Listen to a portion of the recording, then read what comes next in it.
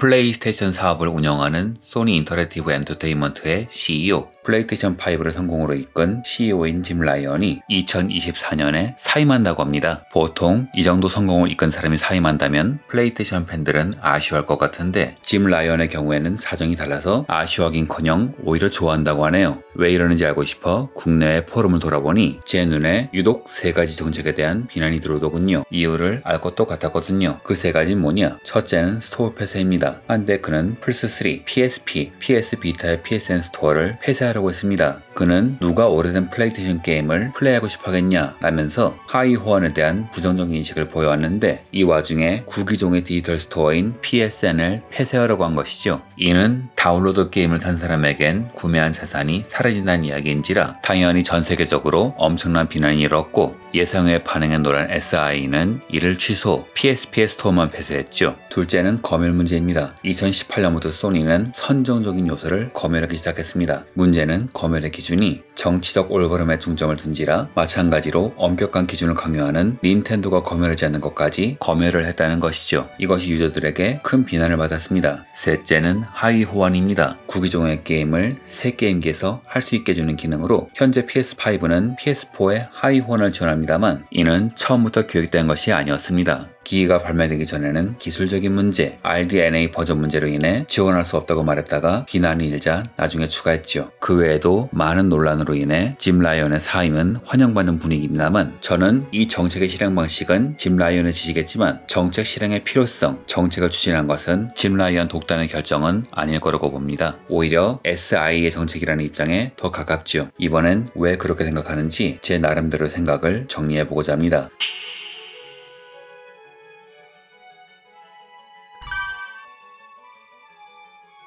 왜 SI는 저런 정책들을 실시했는가? 이걸 이해하려면 지금의 SI와 과거의 SC는 어떻게 다른지 그리고 왜 달라져야 했는지를 PS의 역사를 통해 이해해야 합니다. 소니의 대표적인 상품, 게이머들의 필수품과도 같았던 플레이스테이션은 원래 우리가 아는 것이 아니라 닌텐도 게임기의 애드온, 즉 닌텐도의 게임을 즐길 수 있는 CD-ROM 유닛이었습니다. 하지만 모종의 이유로 닌텐도는 소니를 버리고 필립스로 파트너를 변경했으며 결국 소니는 독자적으로 게임 사업을 시작하죠. 그 결과물이 바로 플레이스테이션입니다. 플스는 처음엔 그리 기대받지 못했습니다. 이 사업을 주관하는 회사는 소니의 직계회사가 아니라 음악과 아티스트 매니지먼트 전문 회사인 소니 뮤직 엔터테인먼트의 자회사였던지라 초창기 그룹 내에서의 인지도와 연구개발비의 지원이 상당히 빈약했다고 해요. 하지만 플레이스테이션은 급격히 성장하여 한때는 그룹 매출의 거의 절반을 차지할 정도로 성공했고 게임업계 1을 장악하다 못해 플2 시절에는 아예 시점을 과점할 정도로 성장하면서 SC를 무시하던 다른 그룹 계열사는 물론 닌텐도에게도 멋지게 복수했지요. 그런데 문제는 여기서부터 시작됩니다. 2000년 3월 4일 헤이세이 12년 3월 4일에 발매된 플레이스테이션 2는 약 1억 5천만 대라는 경이적인 판매량을 보여 현재까지 가장 많이 팔린 게임기로 기록되었을 정도죠. 하지만 그런 SC에게 새로운 고민이 생겼습니다. 거치형 기기는 자신들이 선점했지만 아직 휴대용 게임기 최강자는 닌텐도였던 것이죠. 소니는 휴대용 시장에 미련이 많았습니다. 원래 그 시장은 워크맨으로 휴대용 엔터테인먼트 사업을 주도했던 소니의 것이었거든요. 그래서 그들은 MD, 네트워크 워크맨으로 그 시장에 도전해왔고 게임 시장에서 1위를 한 그들은 이 기반을 바탕으로 휴대용 시장에 다시 도전하지요. 이것이 플레이스테이션 포터블 PSP입니다. PSP는 초창기엔 반응이 별로 좋지 않았지만 1년 반 정도 뒤에 발매된 반다이의 작품 SD 건담 G 제너레이션 포터블이 약 32만 장이라는 기록적인 판매량을 세우면서 기세를 타기 시작했고 이후 캡콤의 몬스터 헌터가 데이트를 치면서 폭발적으로 팔려나갑니다. 문제는 PSP가 노린 시장은 휴대용 게임 시장이 아니라 휴대하는 기기로 할 수 있는 모든 놀이, 즉 영화, 음악, 게임, 사진 등의 멀티미디어를 모두 섭렵하는 멀티미디어 엔터테인먼트 시장이었던 것이죠. 즉 PSP는 휴대용 게임기가 아니라 차세대 워크맨을 목표로 만든 겁니다. 이에 걸맞게 PSP의 성능은 굉장했는데요. 경쟁기였던 닌텐도의 닌텐도 DS는 물론 선행기인 PS1 이상의 성능, PS2의 게임도 여러 효과를 제외하면 그대로 이식할 정도였죠. 문제는 이 지점에서 발생합니다. 바로 제조원가죠.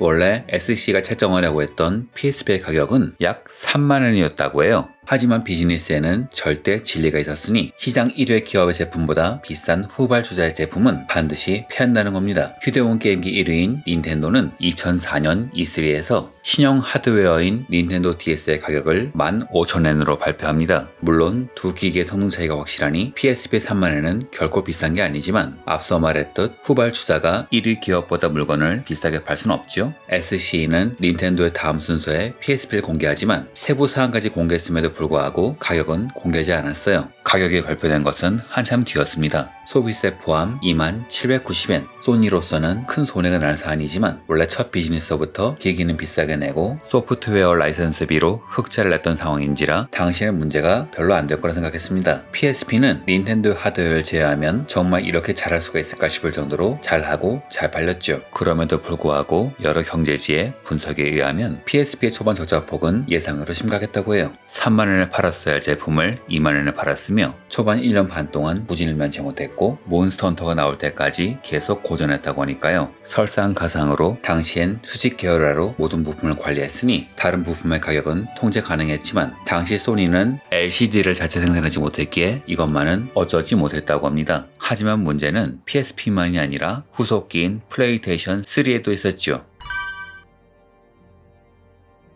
PS3는 원가는 둘째치고 개발비부터가 문제였습니다. 무려 3,000억엔이었죠. 이게 어느 정도 금액인가 하면 2000년 4월부터 2006년 3월까지 PS2로 올린 총 매출이 5조 884억엔, 영업이익이 2,632억엔이었으니 PS2 사업으로 번 돈을 모두 쏟아부은 셈이죠. 이런 대규모 투자가 가능했던 이유는 플스의 아버지 쿠타라기 켄이 소니 부사장 SC의 최고 경영자였기에 가능했지요. 그는 셀 구성이라는 것을 꿈꾸고 있었습니다. 셀은 플스만이 아니라 소니가 개발한 모든 제품에 CPU를 설계한 것으로 TV인 브라비아, 오디오 기기 등에도 탑재될 예정이었죠. 이유는 그리드 컴퓨팅을 위해서였습니다. 한 기기가 셀을 사용하고 한 기기가 셀을 사용하지 않으면 사용하지 않는 기기의 처리 능력을 빌려 부하를 줄이는 기능, 즉 사물 인터넷의 개념을 업계 최초로 도입한 거죠. 초창기 PS3 유저는 홀딩 앳 홈이란 앱을 기억할 겁니다. 셀 구상의 흔적이죠. 문제는 셀의 결과물입니다. 고성능이긴 했지만 소비 전력이 상당히 높았던 데다 가격도 너무 비쌌죠. PS나 바이오 노트북에는 이런 CPU가 필요했을지도 모릅니다. 하지만 브라비아나 오디오 등에는 굳이 이런 것이 필요 없는 상황인데 여기 셀을 넣어버리면 비용과 소비 전력이 올라가므로 당연히 가격 경쟁력 면에서 밀리게 되지요. 그래서 소니는 PS3에만 셀을 활용해야 했는데 이렇게 되면 소니 전자제품 전체에서 회수해야 하는 셀의 개발비를 PS3 혼자 독박 써서 회수해야 합니다. 게다가 더 큰 문제는 셀이 게임 연산 처리에 적합하지 않았다는 겁니다. 결국 소니는 원활한 그래픽 처리를 위해 엔비디아의 RSS도 탑재해야 했죠. 그렇다면 다른 분야에서 원가를 떨어뜨려야 했지만 당시 PS3는 다른 회사의 기기들과는 달리 일본 기업이 아직 버리지 못한 방식, 기술 유출 방지를 위해 모든 공정을 자세에서만 진행하는 수직 계열화로 제조되어 단가가 높았습니다. SCE는 PS만으로 셀의 개발비 3,000억을 회수하고 매출을 내야 했는데 문제는 이렇게 제조된 PS3의 원가가 무려 100,000엔을 넘겼다는 것이죠. 물론 이 가격대에 팔 수는 없으니 SCE는 최대한 가격을 낮춰 2006년 PS3 20기가의 가격을 62,790엔, 원가 대비 약 60%의 가격으로 발표하죠. 이때 쿠타라기 켄 사장은 성능에 비해 싼 가격이라고 발언했다가 여론에 무멜맞았는데 게이머들이야 충분히 화낼 만도 하지만 SCE 입장에선 정말 거짓말이 아니므로 상당히 속이 탔을 것 같아요. 하지만 경쟁이 치열한 분야에선 자기가 원하는 가격보다는 소비자가 원하는 가격에 팔아야 하는 법, 결국 20기가의 가격은 49,980엔으로 책정되고 60기가 모델의 가격은 오픈 프라이스로 결정됩니다. 즉 약 50,000엔, 소비자가도 아니고 원가의 절반에 팔리게 된 것이죠. 한 달을 팔 때마다 기기당 50,000엔의 적자, 물류비 판관비를 합하면 그 적자폭은 더욱 커집니다. PSP는 30,000엔에 팔았어야 할 제품을 20,000엔에 팔았습니다. 손익분기에 다루는 구간이 미뤄지고 말았죠. 이 와중에 PS3의 개발비를 회수하는데 무려 3년 넘게 허비합니다. 그리고 결국 유저들은 모르는 큰 사건이 터지죠.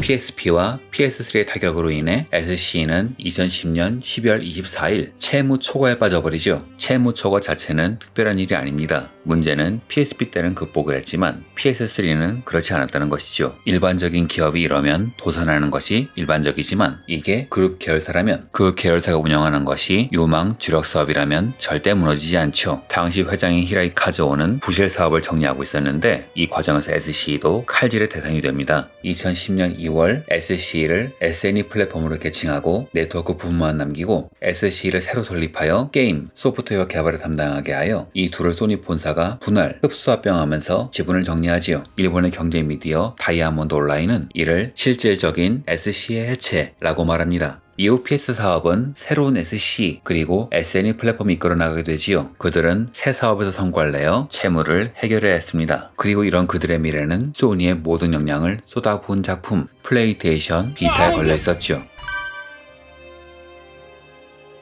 비타는 게임 기능만이 아니라 3G 회선에 대응하는 기기, 즉 당시 세계를 휩쓸던 스마트폰의 장점을 흡수한 기기이며 기기 성능 또한 동시대 기기인 닌텐도 3DS보다 훨씬 고성능이었습니다. 하지만 문제는 결과, 당시 시장에서는 비타가 문제가 아니라 게임기 자체가 안 팔렸습니다. 이유는 스마트폰의 대두였죠. 소프트뱅크가 후발주자로서 시장을 선점하기 위해서 아이폰을 사실상 공세로 부렸기 때문에 일본 시장은 아이폰, 즉 애플 제품이 거의 다 잡고 있었으며 핸드폰은 사실상 필수제기에 사람들은 대부분 스마트폰을 구입했습니다. 제 아무리 좋은 기기를 저렴하게 팔아도 거의 공짜로 파는 제품은 절대 못 이기죠. 아이러니하게도 스마트폰은 소니가 그렇게 꿈꾸던 게임, 음악, 영화 등을 모두 즐길 수 있는 진정한 멀티미디어 기기였습니다. 이렇게 소니는 그들의 꿈을 뺏겨버리고 말지요. 그리고 그 꿈은 비타의 목표이기도 했습니다. 소니만 힘든 건 아니었죠. 업계 1위 닌텐도는 처음에 3DS의 가격을 25,000엔으로 냈는데 시장 반응이 좋지 않자 출시일로부터 반년도 안 된 시점에서 가격을 15,000엔으로 인하했지요. 3DS가 이 모양이니 비타 말할 것도 없었을 거예요. 경쟁기인 3DS가 100만 대를 파는데 약 3개월이 걸렸고 이는 PSP도 마찬가지였는데 비타만 무려 10개월이나 걸렸습니다.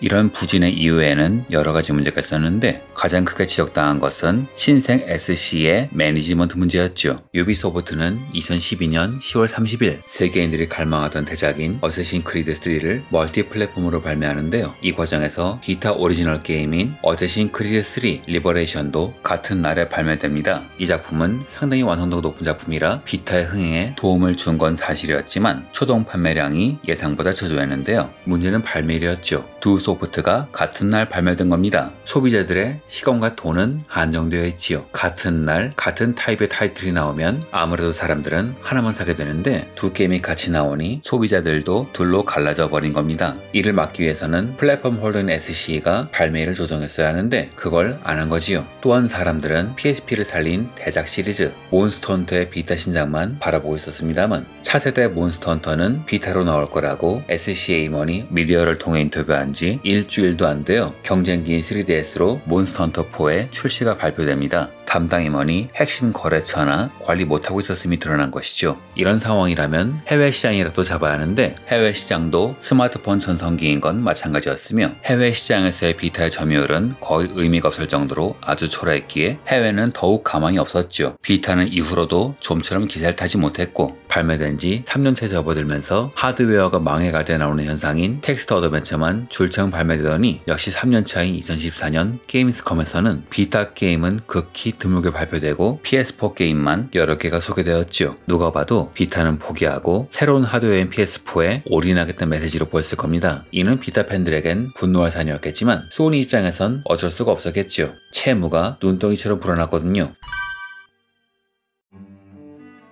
초기 재변 시에 남았던 100억엔의 채무는 어느샌가 7배에 달하는 700억엔으로 불어났습니다. 플레이스테이션 사업 부문의 두 번째 채무 초과죠. 그래서 소니는 2016년 4월 SC와 SNEI를 합병하여 SIE, 즉 소니 인터랙티브 엔터테인먼트로 재편합니다. 이때 본사는 캘리포니아에 세워지며 원래는 단순히 게임 부문만이 아니라 TV, 영화 사업도 포함한 미디어 회사를 만들려고 했으나 결국 이는 실현되진 않았죠. 다만 이 과정에서 플레이스테이션 사업의 주도권은 일본이 아닌 미국이 갖게 되며 의사결정체의 상층부, 핵심 실무진도 서양인들로 교체되죠. 그리고 소니 컴퓨터 엔터테인먼트는 역사 속으로 사라집니다. 이런 역사를 알고 나면 플레이스테이션 팬들이 화를 낸 여러가지 정책들도 이해가 가지요. PS 시리즈는 동양권에선 O 버튼이 결정, X 버튼이 취소였지만 서양권에선 반대로 X 버튼이 결정 버튼인데요. PS5는 PS4까지와는 달리 전 세계에서 X 버튼이 결정 버튼으로 통일되었습니다. PS5가 기존의 심플한 기기와는 결이 다른 우락부락한 기기가 된 이유도 아마 서양권 취향이 더 짙게 반영됐기 때문이겠죠. 일본 유저들은 예전과 달리 일본 시장에 힘을 덜 쏟는다고 비판을 하는데 SI 입장에서 일본은 SIJ란 지사가 관리하는 한 지역에 불과하며 기본적으로 SI는 규모가 더 큰 영어권 서양 국가를 중심으로 각종 사업을 전개하고 있었으니 당연한 일이 아닐까요? 또한 제가 앞에서 말했던 세 가지 내용도 이렇게 해석됩니다. SI가 구기종의 PSN 스토어를 폐쇄하려고 했던 이유는 우선 이들 스토어는 구시대 기종을 위한 별도의 스토어였으며 이미 판매도 되지 않는 기기라 운영비만 축내는 부채에 불과하니 코로나 시국 PS 발매에 맞춰 운영비용을 줄이기 위해 정리하려고 했던 것이라 볼 수 있으며 검열을 엄격했던 이유, 심지어 닌텐도도 안 하는 검열을 한 이유도 정치적 올바름에 대해 신경을 쓰는 서양에서 주도했기 때문이라고 볼 수도 있을 겁니다. 이외로 서양권은 폭력이라 모를까 성적 관련 검열은 일본보다 엄격하거든요.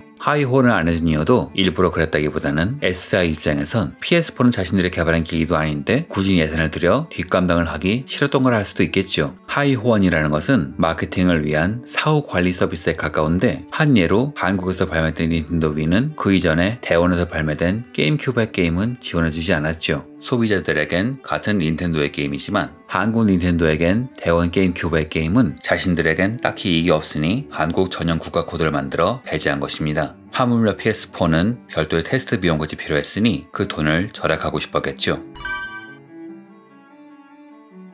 1년의 흐름으로 볼 때 짐 라이언이 마케팅, 세일즈 총괄이라는 실세로 임명된 것이 2016년 4월이니 그는 시생 조직인 SI 조직을 재구축하기 위해 소니가 임명한 새로운 리더였을 겁니다. 그의 과격한 정책과 거친 언행은 호불호가 갈릴 수도 있겠죠. 다만 이게 SI만 이런 게 아니라 미국 회사의 경영 스타일이 전반적으로 이렇다는 걸 감안하면 아마 누가 앉아도 똑같지 않았을까? 라는 생각이 듭니다. 다만 플레이스테이션 소비자들은 기존의 운영 방식과 상당히 결이 다르니 아무래도 혼란스러울 수밖에 없겠죠. 하지만 PS5의 실적은 놀라울 정도이니 그는 성공한 CEO가 아닐까요? 이런 역사 때문인지 그는 성공했음에도 퇴임을 환영받는 희한한 입장이 되었지만요. 이상으로 영상을 마칩니다. 시청해주셔서 감사합니다.